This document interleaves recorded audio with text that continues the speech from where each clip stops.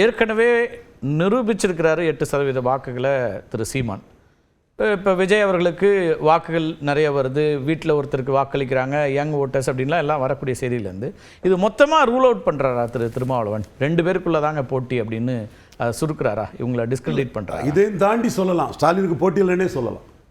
இது ரொம்ப கடுமையாக இருக்கும், தம்பியெல்லாம் ஒத்துக்க மாட்டாப்புல. அர்த்தமேட்டிக் படி பார்த்தா ஸ்டாலின் 47% வாக்கில் இருக்கிறார். அவரை முன்னிறுத்தி தான் இந்த மக்களவை தேர்தல் நடந்தது. ராகுல் காந்தி முன்னிறுத்தி நடத்தலை. இடைத்தேர்தலில்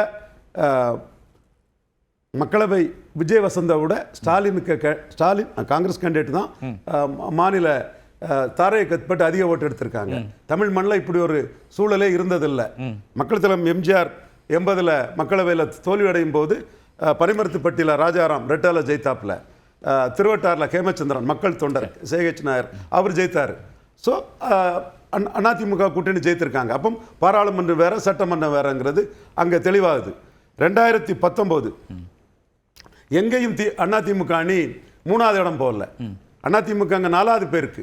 நோட்டாவுக்கு கீழே ஜெயலலிதா அம்மையார் உயிரோடு இருக்கும்போது நோட்டாவுக்கு கீழே போன ஒரு கட்சி தலைவர்கிட்ட 4வது பேருக்கு.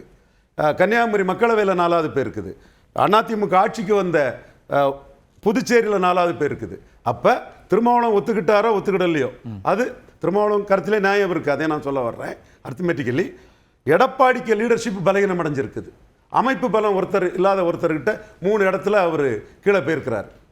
ஸோ 1% ஜெயலலிதா அம்மையார் உயிரோடு இருக்கும்போது எடுத்த சீமான் 8% வந்திருக்காருன்னா ஸ்டாலினை வீழ்த்தல்ல, ஸ்டாலின் மேலே போயிட்டு இருக்கிறாரு. கலைஞரோட ஸ்டாலின் உயரத்தில் போயிட்டு இருக்காரு. அதான் டேட்டா. எடப்பாடி பழனிசாமி பலகீனப்பட்டு இருக்காரு. மீண்டும் எடப்பாடி பழனிசாமியை பலகீனப்படுத்தப்படியும்னு சீமான் நம்புறாரு. அவர் நம்பிக்கைக்கு முதல் காரணம் 2024 ஸ்டாண்டில் கன்சிஸ்டண்டாக லீடர்ஷிப் குவாலிட்டியை காப்பாற்றி நான் நிற்கிறேன். 1% நான் 8க்கு வந்த காரணம் லீடர்ஷிப் குவாலிட்டியை நான் மெயின்டைன் பண்ணுறேன். எடப்பாடி பழனிசாமி பல்ட்டி அடிச்சிருக்கிறாரு. 24 அவர் எடுத்த நிலைப்பாட்டிலேருந்து மாறி இருக்கிறாரு.